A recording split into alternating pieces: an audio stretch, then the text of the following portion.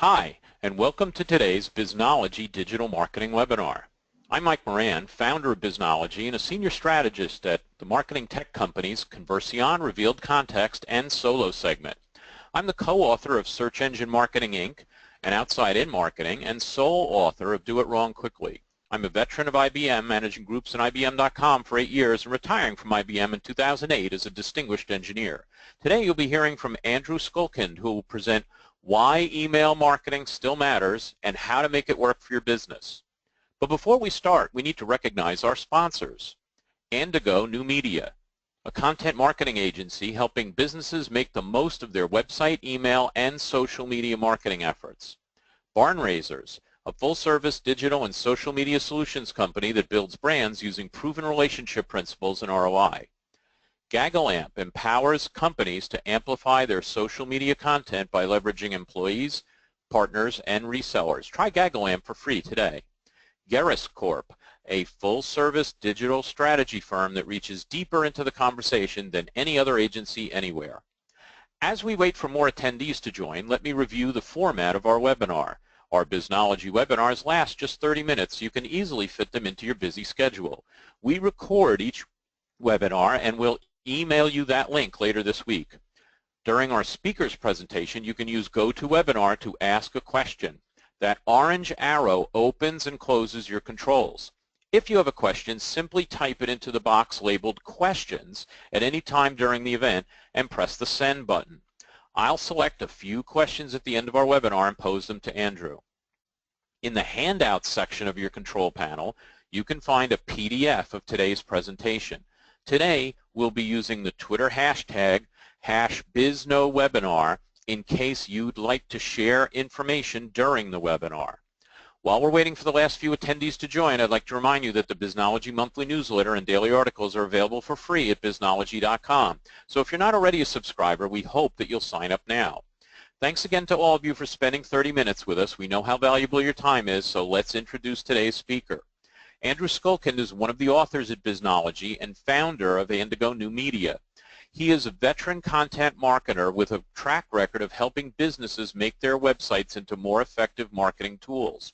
So if you've ever struggled with how to make email marketing work for your business, this is the webinar for you. Andrew, take it away. Thanks, Mike, and good morning, everyone. Very glad to be here and very eager to dive into the ins and outs of email marketing. I will spend just a few minutes this morning talking about why email is still important, since I'm assuming you either already believe that or you want to believe. Otherwise, you probably wouldn't invest 30 minutes in learning more about it. And we'll spend the majority of our time on how to improve your email marketing. So here we go. First, show of hands, who here loves that feeling you get when you tap the mail app on your phone in the morning for the first time, whether it's on the train, over your first cup of coffee, or while you're still in bed? Who loves that feeling of finding 300 or 400 or 500 email messages in their inbox? Exactly. Nobody likes that feeling, not even my mother, who I can't believe AOL hasn't paid her to go away since the last time I checked, she had 38,000 messages in her inbox. That may be a rather extreme anti-inbox zero approach, but the reaction that most of us feel, panic, dread, resignation, it's why everyone loves talking about how much they hate email, and yet we really don't hate email in that way. Because on the receiving end, we love the information and convenience of our inboxes, the fact that information we want comes to us, even if there's information we don't want in there as well, and all of that information, good and bad, can be a bit overwhelming. On the other end, marketers, we definitely love the email because it fits a need that other tools in the marketing universe really don't touch. So let's talk about some of the sexier options for the moment, at the moment, by way of comparison. Top of the list has to be social media. Social media is great, very easily shareable by your followers, which means you can expand your reach relatively easily. But social media is also fleeting in a way, right? So the offer from, say, your favorite hat retailer can be hard to find just a few hours after it's gone live, never mind, 2 or 3 days later. Compare that to finding just about anything in your inbox. Even my mother, with her 38,000 messages, can search for hats and find the email she's looking for in just a matter of seconds. Another great tool, SEO and SEM, which we'll lump together for our purposes this morning, great as well. Done well, they can introduce you to people who've never heard of you before. That's something that email really is not going to be able to do in any effective way. But as valuable as a well-optimized website and ongoing SEO and SEM are at filling the top of the funnel, you have to have a way of moving prospects through the funnel and out the other end as paying customers. With the exception of retail, B2C kind of retail, SEO and SEM aren't going to do that on their own for most of us. So there has to be a handoff, and that's where email really can shine, as your optimized website hands off prospects and starts moving them through the funnel. I want to show a couple of slides very quickly talking about the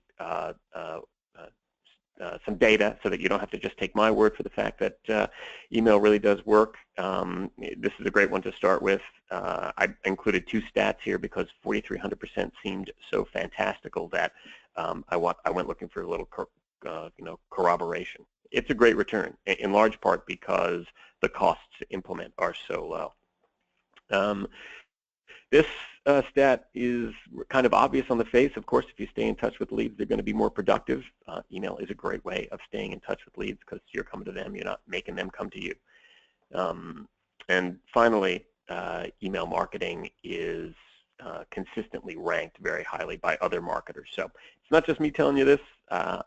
It is a pretty well documented. Email marketing is still strong, even though it does not get the kind of attention it used to. So let's talk about how we can make email marketing really hum for you. Let's start with some basic stats. These are stats you have probably seen in other places. They're sort of broad, not industry-specific stats about open rates, click-throughs, and unsubscribes. And what I'm going to ask you to do, as you can see in the slide title, is forget about benchmarking. First, they're way too broad. I mean, it's not that they don't have value, but they're really not going to relate to your business in all likelihood because your business is quite specific to an industry. And while you can pretty easily find industry-specific stats where open rates might vary anywhere from 15 to 35% probably, that's going to be more valuable than sort of generic, pan-industry stats. It's still not valuable as it could be to you because, well, your industry probably has very big players, very small players, very high-end players, very low-end players, and you're somewhere on the spectrum in all of those things. So what matters even more than those numbers and even more than your specific audience is the fact that this is a snapshot in time rather than a trend. So do the research, go out and Google, and you'll very quickly come up with these numbers, but I would encourage you to ignore them by and large and concentrate on improving your stats every month. Track and improve them over time. You can't go wrong if you're always getting better. So how do we get better results? There are a couple of ways that we can take a look at that. First, relevance. Relevance is so basic and so foundational, I was tempted to leave a slide about it out, but it really is that important. Do the research, define your audience's pain points, identify the risks they're facing, identify the barriers that are keeping them from making a purchase decision, and then address all of those, and nothing but those points in every single email that you send.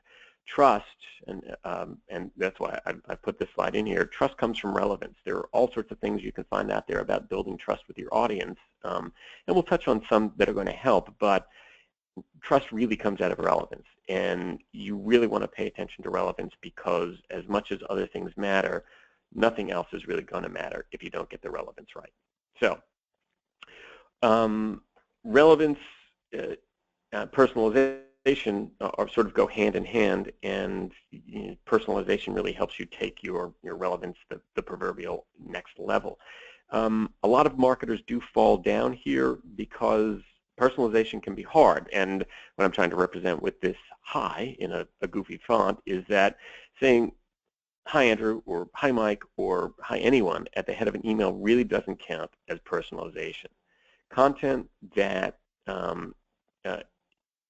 for true personalization, content has to be based on your audience's interests and or their behavior. So different segments of your audience are in different industries probably. They certainly have different past purchase histories.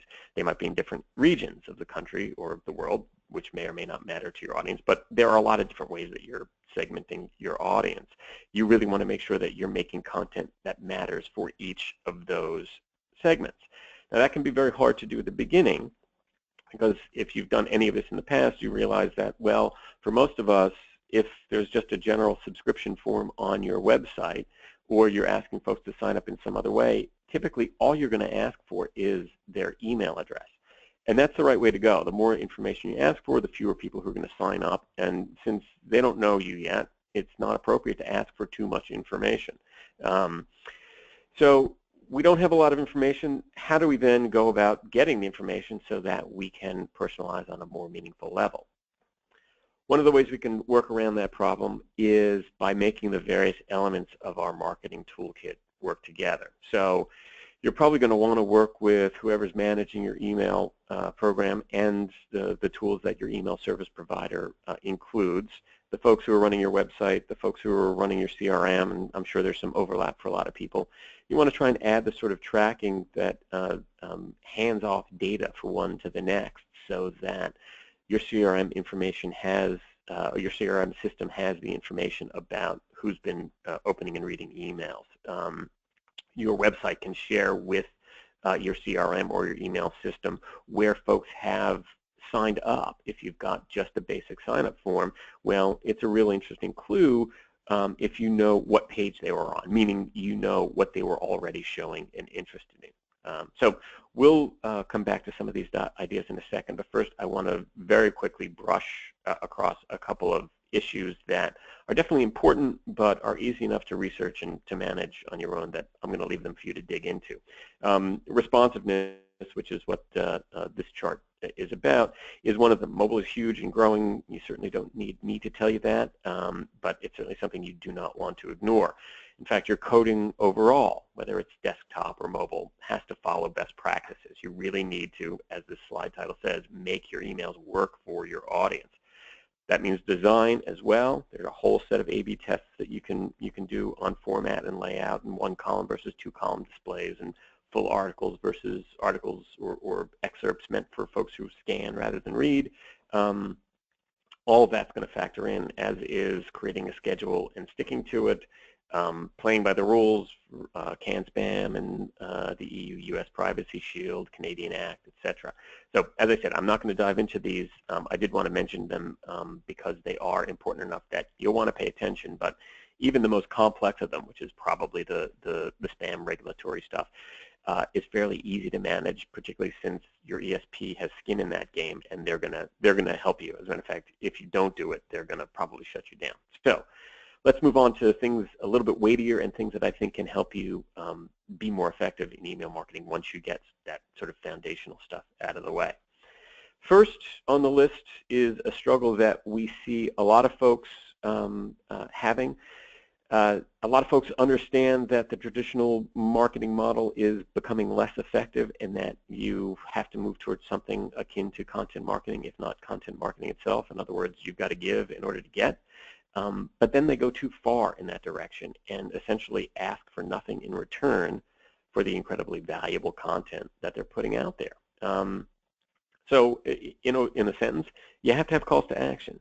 You have to move people towards action that is profitable for your firm.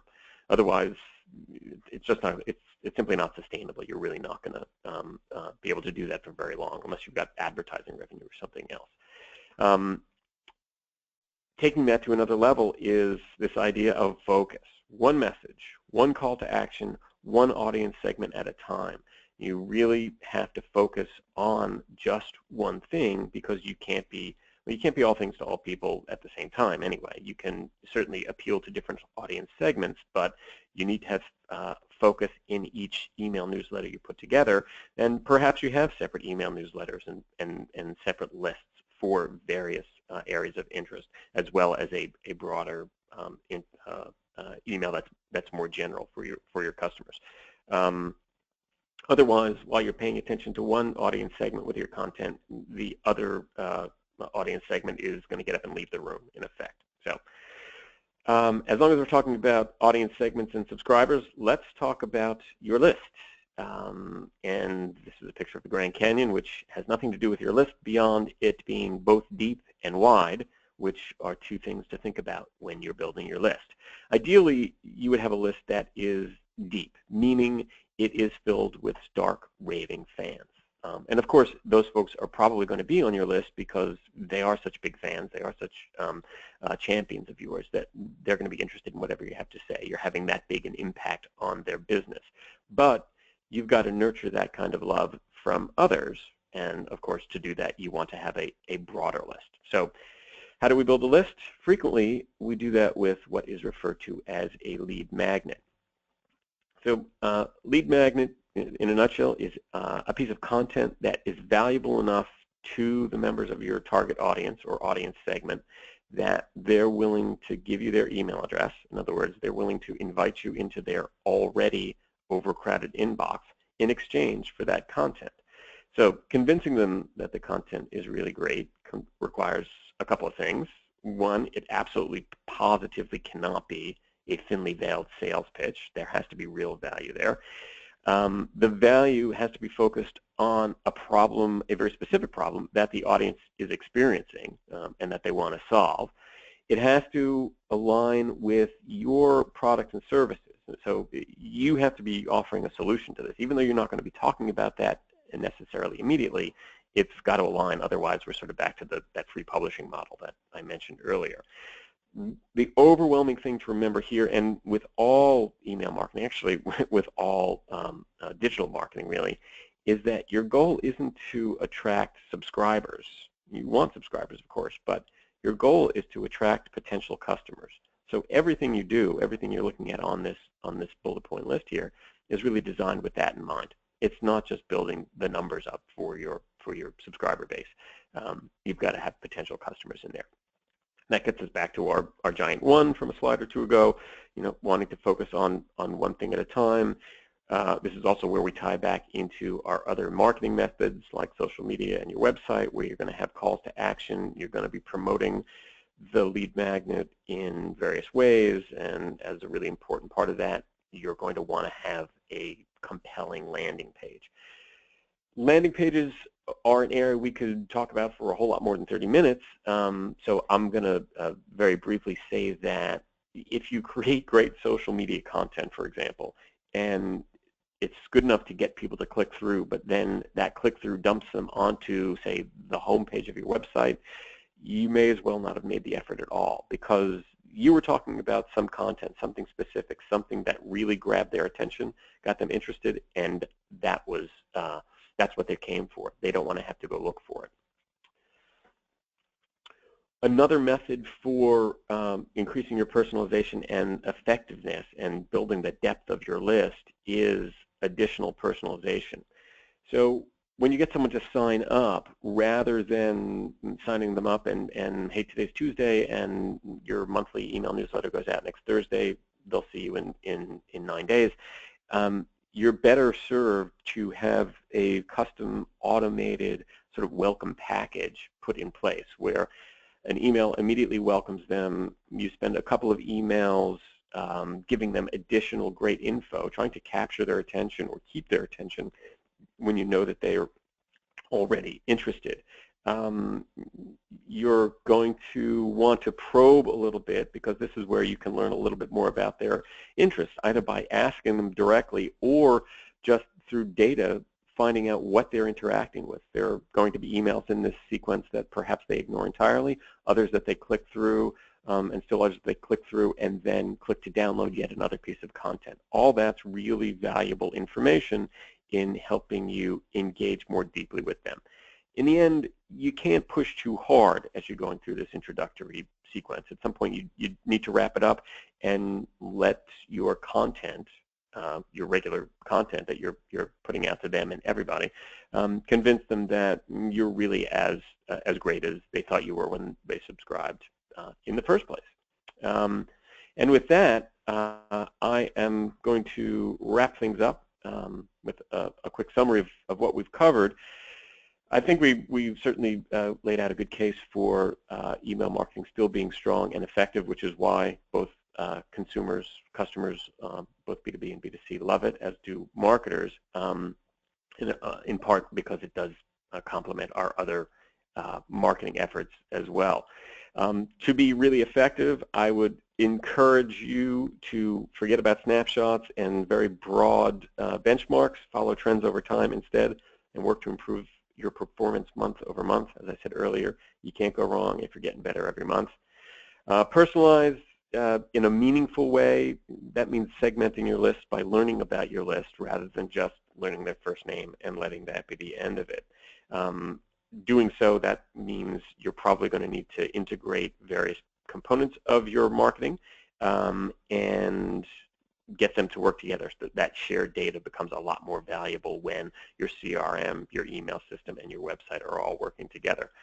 We talked about relevance leading to trust. Trust absolutely leads to relationships, and that's really the goal, moving people from having just discovered you or found you to be interesting enough on a social media channel to a week later, a month later, a year later, seeing you as a valuable enough potential partner that they're actually willing to put their money where their mouth is.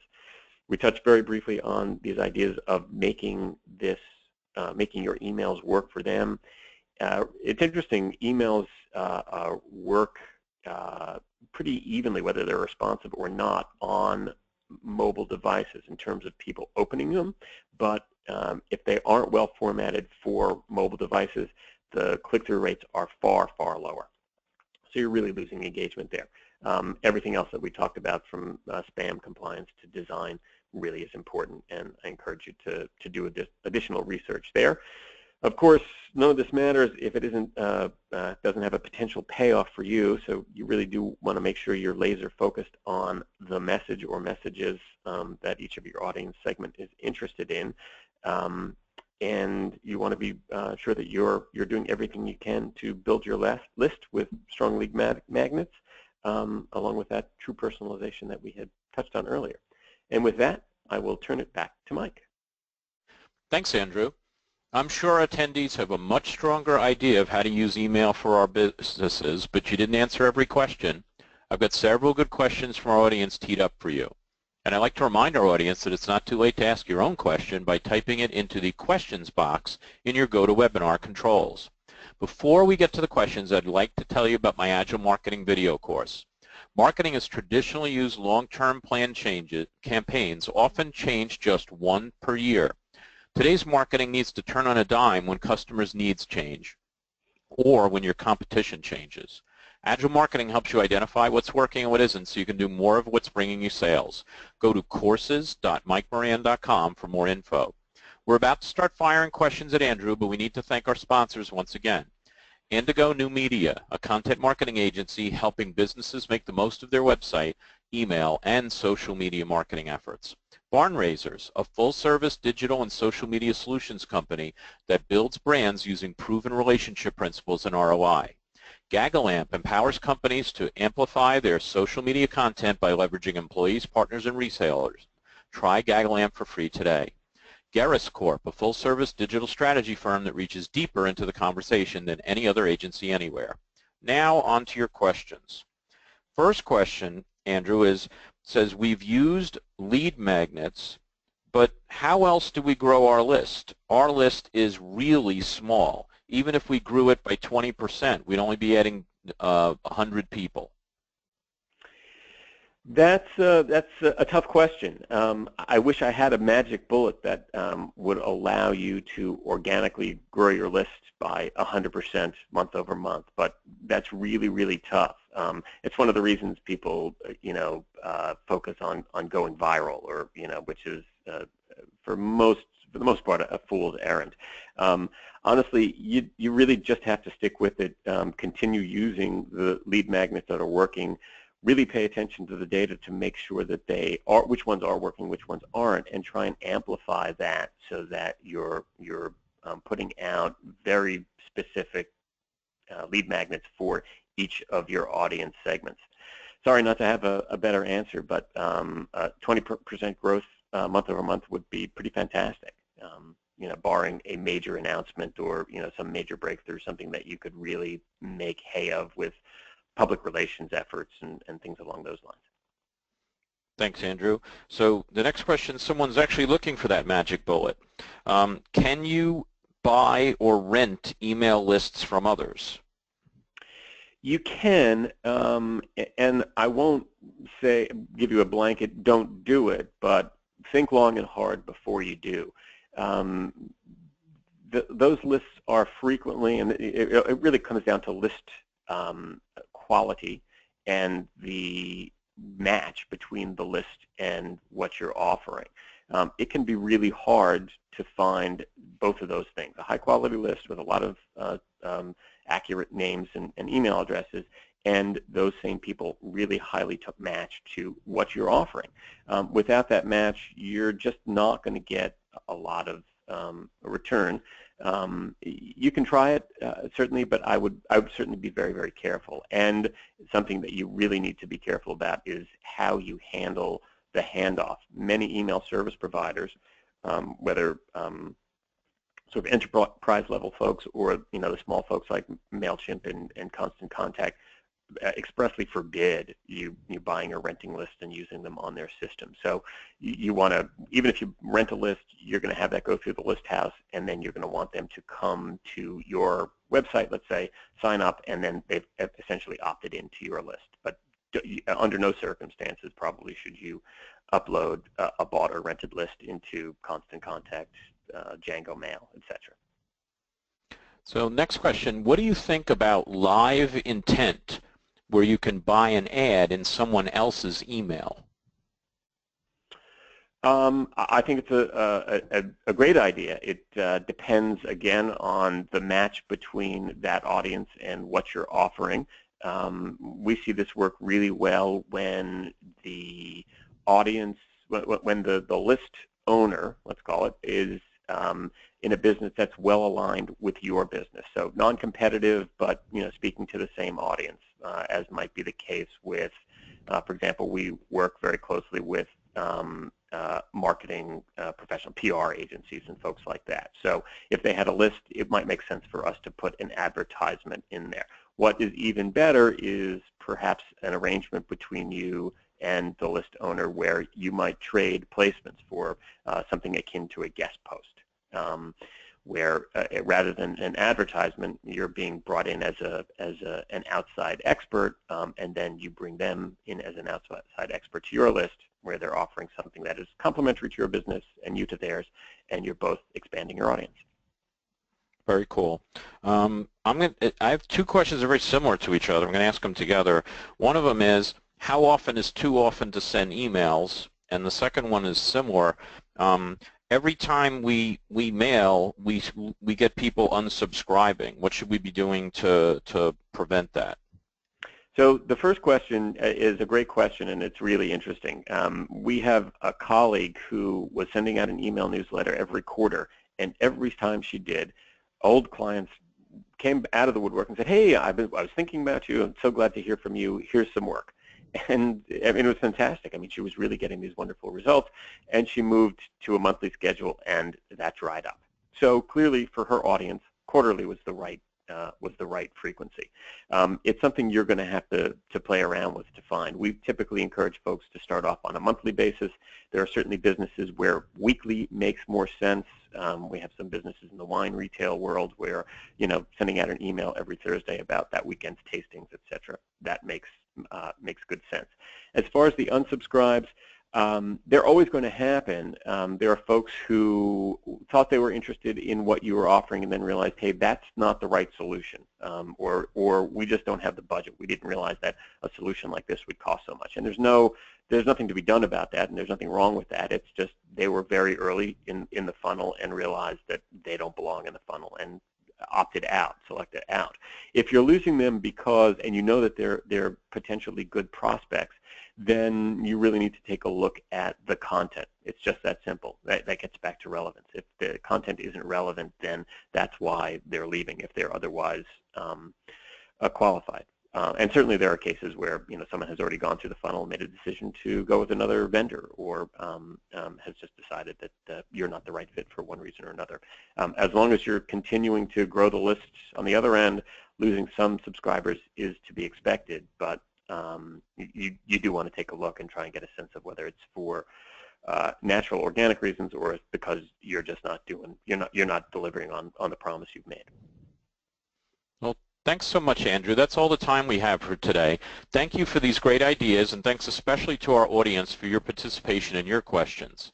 If any of you had questions that we did not have time to answer, you can email your questions to Eileen, E-I-L-E-E-N, at MikeMoran.com, and we'll be sure to get them to Andrew for the answer.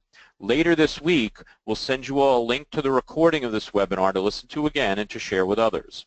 We also invite you to mark your calendars for our next Biznology webinar, Content Marketing and SEO, a Relationship of Evolution, with Tyler Bain of Page One Power, scheduled for 11 a.m. U.S. Eastern Time on July 19th. We hope to see everyone back here then. Bye, everyone.